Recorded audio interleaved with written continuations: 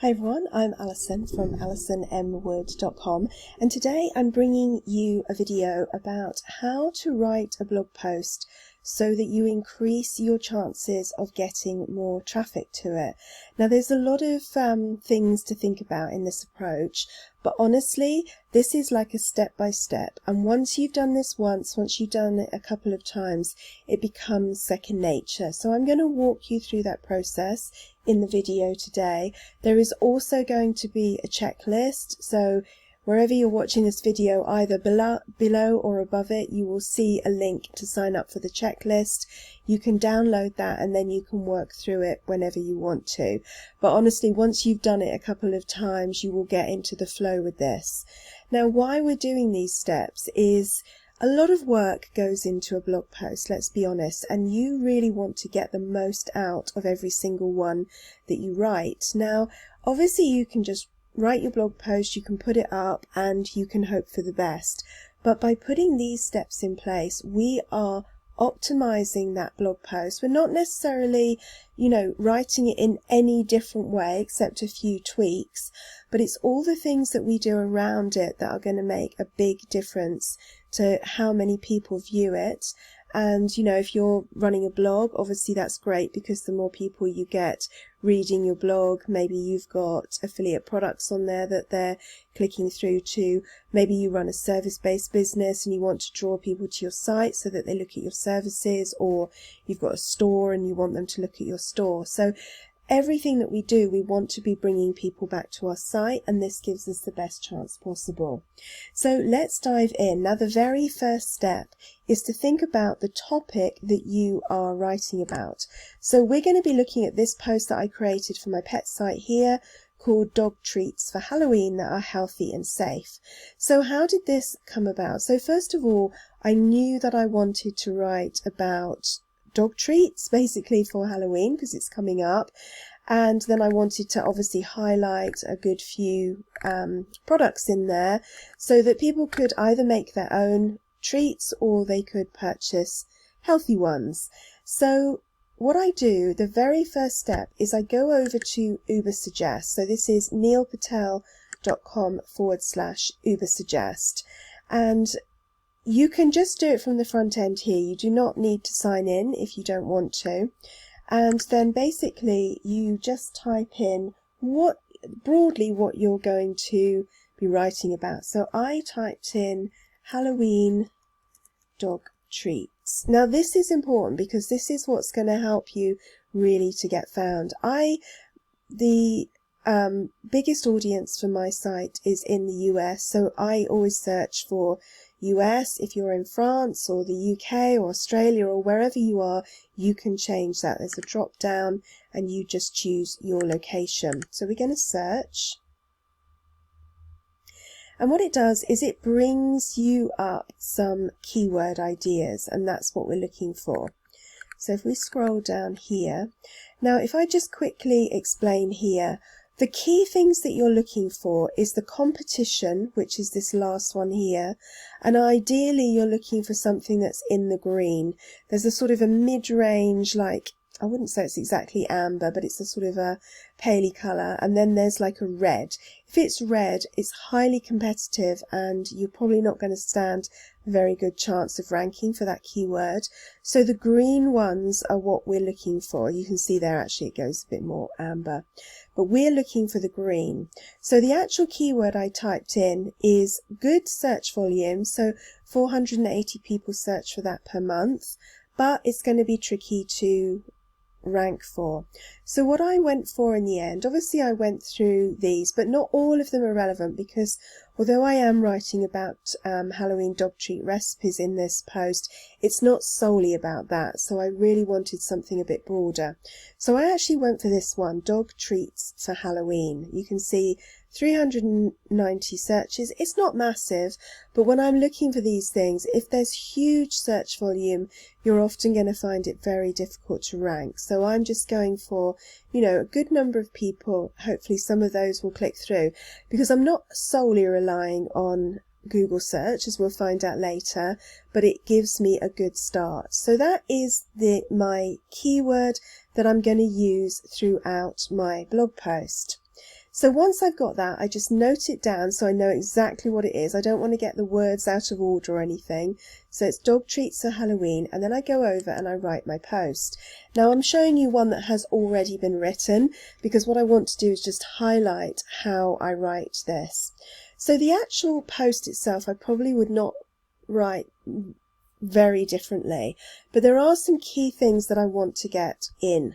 Basically, the keyword, I want it to be in the title, and the closer to the beginning of the title it can be, the better. So I put dog treats for Halloween, and then I added that are healthy and safe, because obviously that's important for what I'm writing about, which is dogs.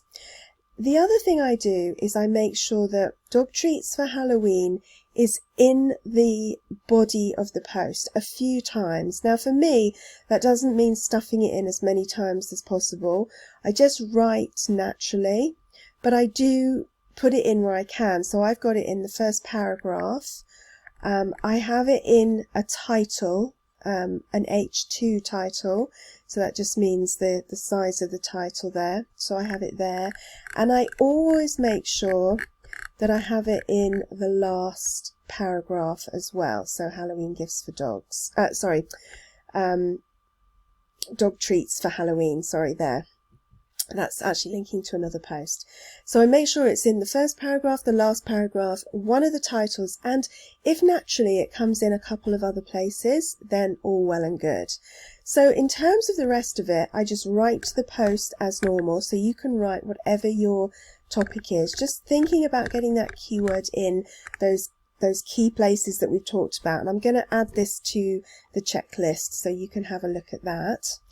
And then there's a few more things that we then do. So we'll come back to the pin in a minute for Pinterest, because Pinterest is great for traffic, but we're going to come down next to Yoast.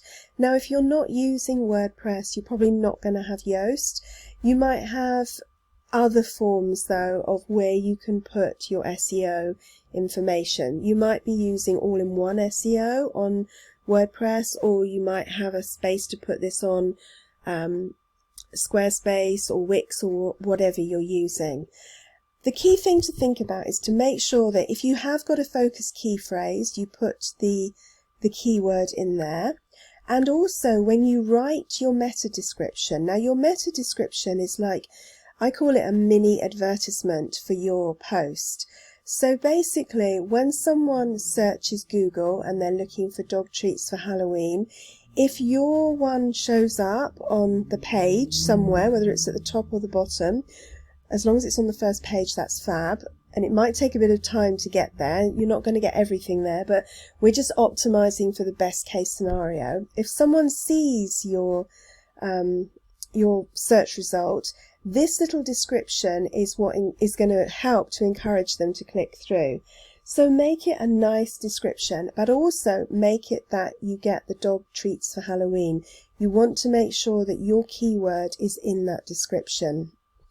I also make it quite fun as well, so your pup deserves to have some fun this time of year, but always make sure you feed your dog treats for Halloween that are healthy and safe. So you've got the key phrase in there, but it's also something that people might think, oh, I want to click through and check that out. Now, if it goes nice and green here, that's good if you're using Yoast. And you can see here that it's telling me all the good things I've done.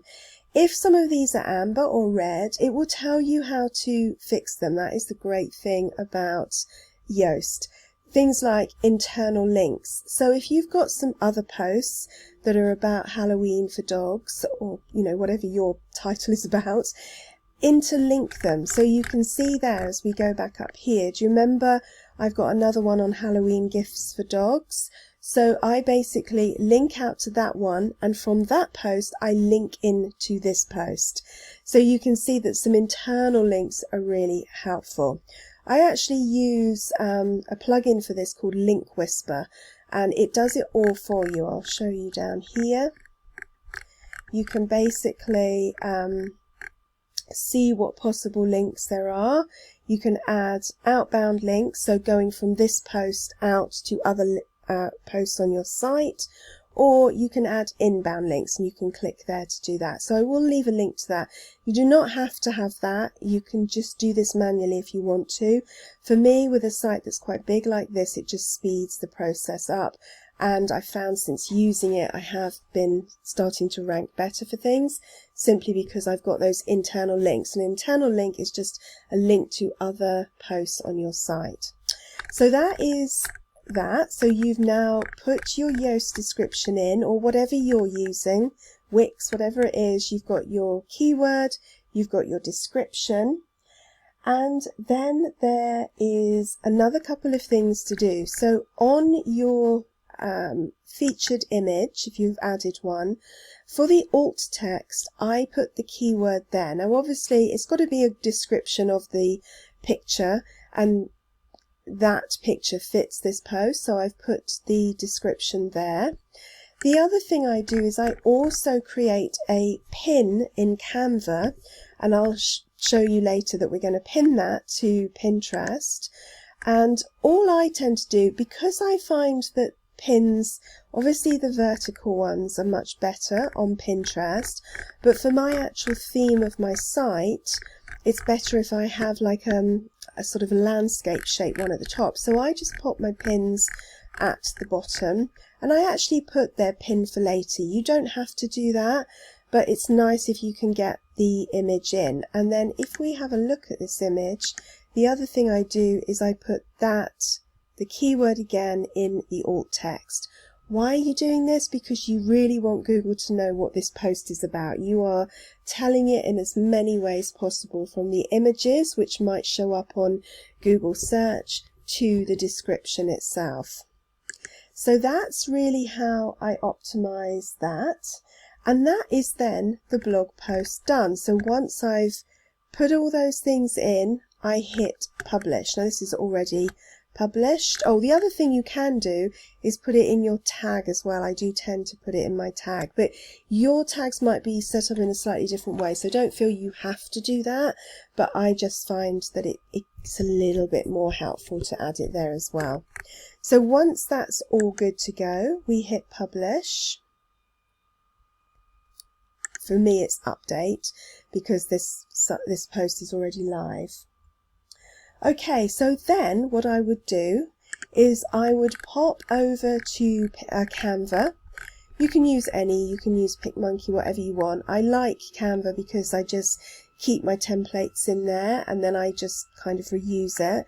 So I make my pin, and then I make sure that I pin my pin. Now I use Tailwind for scheduling all my pins, and probably I will go into another video on another day in more detail on that. I don't want that to distract from this, because this is like the process of getting this live. But what I will say is that Pinterest does give you a lot of traffic back to your site. After Google search, Pinterest is my second highest traffic bringer, and I think that's largely because I use Tailwind as well.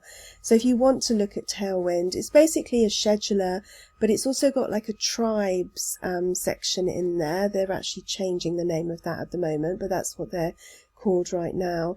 And basically what it means is that you can add your pins, and that gets other people, encourages other people to share your pins behind the scenes. So as I said, I'll come back to that at another time, but whichever way, even if you're not using Tailwind, I would encourage you to use Pinterest. So watch for that video coming soon on optimizing your Pinterest for keywords, etc. Also, the other thing you want to do is share this post across anywhere that you can. So once I'm live with my post, what I do is I share it to Facebook, to Twitter, to Instagram, to Pinterest. If it was relevant to you, you might also want to share it to LinkedIn if it's business to business or it's relevant in some way. I tend less to do pets on LinkedIn, but my other sites I do use that. You could create a mini video about it. You can do as many things as you want to in terms of social media, because you do want to get out there and get people coming back from multiple places. So get into that routine of sharing it across the different places straight away. Also, if this is an evergreen post, this one is not so much because it's themed to Halloween, but you might have one that is completely evergreen, in which case make sure that you drop it into your post that you share regularly. Maybe you use Buffer or something like that so you can schedule your pins. So make sure that this one goes out regularly across the year, because you don't want to just sort of set it and forget it. And then the last thing that I do is that I make sure that I send a newsletter out to my list, and I include this blog post, a link to this blog post. Sometimes people will put the whole blog post in their newsletter. That's fine if you want to do it that way. I tend to do that less often because what I want to do is to bring people back to this site. So I'm more likely to put a link. People come back to the site, and from there they may even explore other things on the site. Maybe they'll see down here that I've got other posts that they go through and read those. There's like the Halloween gifts, or they might see another topic that they're interested in. So that's why I bring people back to the site. So I hope that's been helpful. The key thing really is the better keyword research you can do.